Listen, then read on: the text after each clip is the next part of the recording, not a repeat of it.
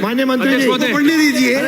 माननीय मंत्री जी अध्यक्ष महोदय, मैं जवाब मेरे पास क्वेश्चन आवर में आपका दूसरे का कोई इन्वॉल्वमेंट नहीं है। अध्यक्ष महोदय, आपकी व्यवस्था है पुरानी। अध्यक्ष महोदय, जवाब मेरे पास आ गया है, मैंने पढ़ लिया उसको। वो मुझे बदलना होगा, बदल दूंगा। आप बैठिए, आपको अनुमति नहीं है, बिना अनुमति के आप नहीं खड़े हो सकते। बैठिए। खड़ा होना है साथ में।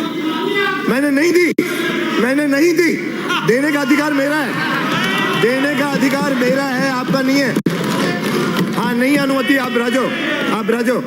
माननीय अध्यक्ष महोदय, हाँ, इसको मैंने पढ़ लिया है। हाँ। मैं सप्लीमेंट इस पे। चलो पूरा प्रश्न पूछिए। यस, मैं सप्लीमेंट। अध्यक्ष महोदय, इसमें जवाब में जो खंड 2 में माननीय मंत्री महोदय ने जो जवाब आया है, मैं आपके माध्यम से ये पूछना चाहता हूँ कि मेरा सवाल ये था कि जो नवगठित जिले हुए हैं, जिसमें नवगठित सांचौर जिले की बात हुई है, उसमें जो ज्ञापन आपको प्राप्त हुए, उसमें आप उसमें जो सीमाओं में उन्होंने जो छूट मांगी है, वापस आपको एक्सरसाइज करके उसमें जो सीमाएं में परिसीमन करना है, पूर्ण सीमांकन करना है, उसके बारे में पूछा है। आपने जवाब में लिख दिया, ये बात ठीक है कि 6 अक्टूबर को और 7 अक्टूबर को, 4 अक्टूबर को जो 2023 को माननीय मंत्री जी राजस्व मंत्री को अधिकृत किया था सरकार ने, उसमें उन्होंने 6 अक्टूबर और 7 अक्टूबर को आंशिक परिवर्तन कर दिया। शेष ज्ञापन को हमने अध्यक्ष उच्च स्तरीय समिति को भेज दिया और उसके पश्चात आपने ये लिख दिया कि 18 तारीख को आपकी सरकार का गठन होने के पश्चात 18 दिसंबर 2023 को हमने उच्च स्तरीय समिति को जो है वो भंग कर दिया, खत्म कर दिया। तो जो ज्ञापन आपने मुझे जवाब दिया कि हमने ज्ञापन उच्च स्तरीय समिति को भेज दिया है और उस समिति को आपने खत्म कर दिया है, तो उस ज्ञापन की सब मेरे 3 प्रश्न इसमें है। 3 प्रश्न मेरे ये, पहली बात तो जो ज्ञापन आपने उच्च स्तरीय समिति को भेजा है और समिति को भंग कर दिया है, तो उसका स्टेटस क्या रहेगा? 1।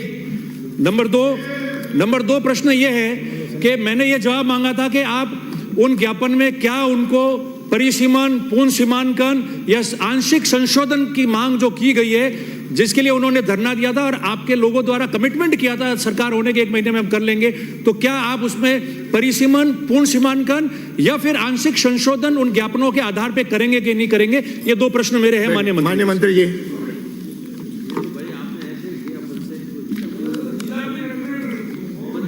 जो ये कमेटी है जिसको भंग कर दिया गया था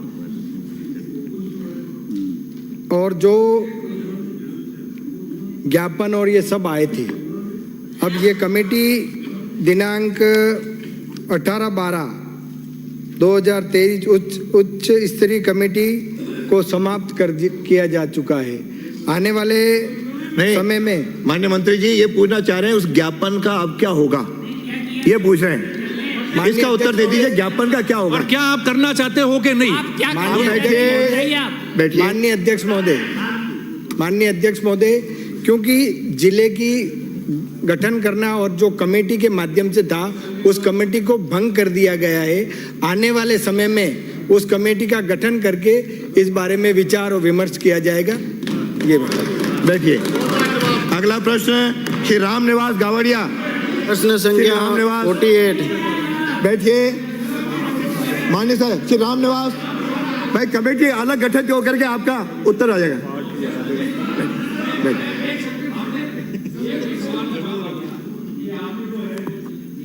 भंग किया है तो आप आने वाले समय में कमेटी का गठन करेंगे। तो एक तो सवाल ये हो गया कि राजस्थान में जिन जिलों का गठन हुआ और जो ज्ञापन आए, उनमें जो पूर्ण सीमांकन, आंशिक संशोधन करना है, उसके लिए राज्य सरकार वापस कमेटी बनाने जा रही है। इस बात का तो जवाब आ गया फ्लोर पे, ठीक है। मैंने मंत्री जी से इसके साथ में यही पूछना था, कमेटी को आपने ज्ञापन भेज दिए, वो उसमें तय करेंगे। क्या सरकार की भी ये मंशा है कि कमेटी गठन करने के पश्चात ये चाहेगी कि उसमें संशोधन करेंगे या नहीं करेंगे? ये दूसरी बात है, बस इतना। ये तो कमेटी पे निर्भर होगा, ये तो कमेटी पे निर्भर होगा। अगला प्रश्न श्री राम निवास, प्रश्न संख्या 48। माननीय मंत्री जी आ गया। श्री राम निवास।